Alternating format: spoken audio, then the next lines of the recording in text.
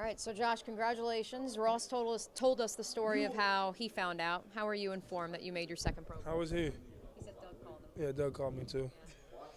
When Doug's name pops up on the caller ID, what's the first reaction? It's Doug. Hey, coach.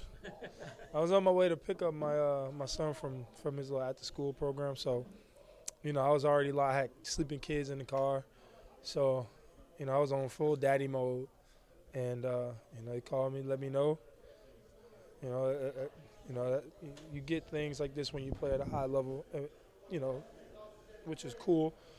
But we got bigger and better things ahead, and thankful first and foremost, thankful to my teammates. But it's not the end of uh, a high season that we're about to have. So keep on pushing. It's just cooler now than as a rookie, just because you sort of know what it means. Cooler now. I'm blessed that it was not an alternate, just like a Pro Bowl. So do go to the Super Bowl and still have that on your belt. So that's pretty awesome, and be recognized by my teammates, by the fans, and be able to just play at a high level. So it's pretty cool. But it's just another piece of validation for you of everything that you've put in starting in the spring, right? Yeah, I mean, this is something that I challenge myself for, especially in the off season. If I dedicate to myself, dedicate to my craft, and push myself mentally, physically, and emotionally, that I'm capable of playing at a high level. So for me, it's just me doing what I'm doing and being consistent at that, and good things will come. But season's not over yet. Still got a lot of games left, and got to finish strong. Last time you went to the Pro Bowl was a little bit more traditional of a football game on the Sunday. Mm-hmm.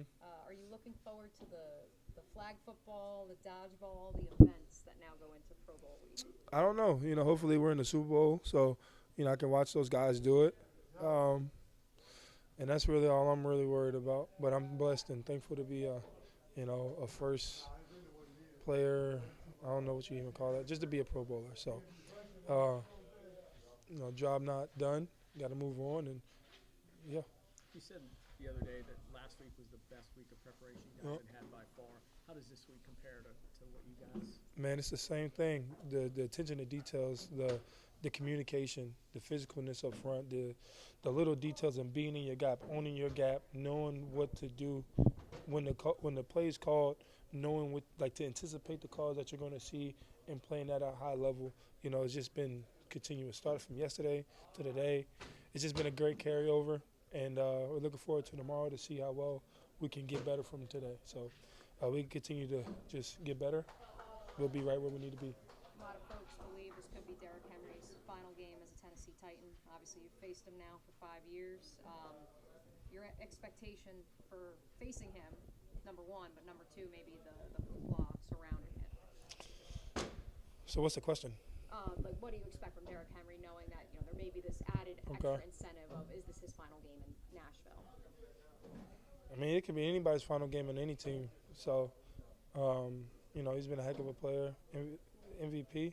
What is it? Did he ever win MVP? No? He should have. Offensive Player of the Year. Heck of a talent. They rely on him a lot, and I think they're going to do the same thing this week. So, for us, we have to neutralize or limit as much as we can going against him. Stopping the run is priority number one. Next priority is stopping the run again. Third priority is stopping the run. If we can be able to do that and, really have focus, be gap sound, we'll be good to go. Okay, you mentioned the Super Bowl. If you're going to get there, you got to get this one. Yes, sir. It was one game at a time, one game seasons. And, it's a great opportunity for us this week to finish out the regular season strong, to keep momentum to the next one, and then the next one, the next one, the next one. So we keep building this confidence up. We keep getting healthy, both sides of the ball. We'll be where we want to be at the end of the season. After that first Pro Bowl, it kind of feels like there's this expectation on you, right, to continue doing that excellence. And now, a few years later, here you are again. Is there a sense of relief, or how do you feel when you kind of get those expectations put on your shoulders, and here you are kind of reaching them again? That's the thing. This expectations is whose expectations am I playing for? I play for my own expectations first and foremost. And if I can keep my mind focused on what I'm capable of doing, then that's what all that matters. Everybody's going to have experts. Everybody's going to be an expert, and everybody's going to expect you to do something. You know, that's their opinion, and that's what they want to believe. And I respect everybody's, and that's just them. But I know for me, I know my standard. I know why I play the game, and I know what I need to do to play at a high level each week. And if I can continue to do that, then that speaks for itself. So if I continue to focus on myself, continue to grow as a player, teammate, on and off the field, you know, I expect big things from me. Anyone you believe was snubbed from you guys this year? Oh yeah, man. What? Let me start. What side you want me to start on? What side of the ball? Offense. Evan Ingram. What? Is any other tight end this year? Is in the history book? Well, Travis Kelce probably. That's about it. Evan should have been one. Travis should have been one. Young Tom, my dog, not even an alternate. He been handling his business up front.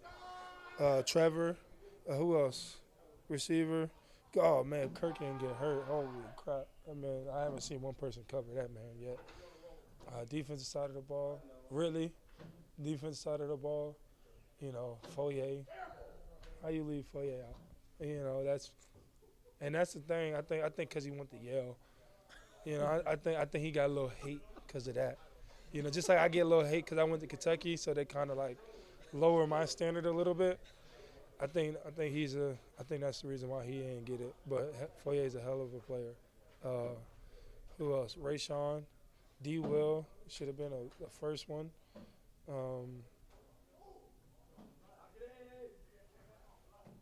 Logan Cook, best punter, you know. But I don't know about this other dude. I tried to tell Logan about the other guy, but he said he was a really good dude. So he's not better than you, though. He said, but he's a really good player. I said, well, he's not better than you. So I kind of argued with him why he should have been it. He was arguing with me back why the other dude deserved it. I didn't really like that. Happy for Ross, though? Oh, man, I'm ecstatic for Ross, man. You know, he's a guy that when we came out with the Pro Bowl voting, you know, his name wasn't even on the list. You couldn't even nominate him, you know. And so for me to see him each week play, make big plays for our team, to make tackles for no gains, to make tackle for losses not tackle for losses, but forced fumbles, you know, it's huge, man. He's always been that guy.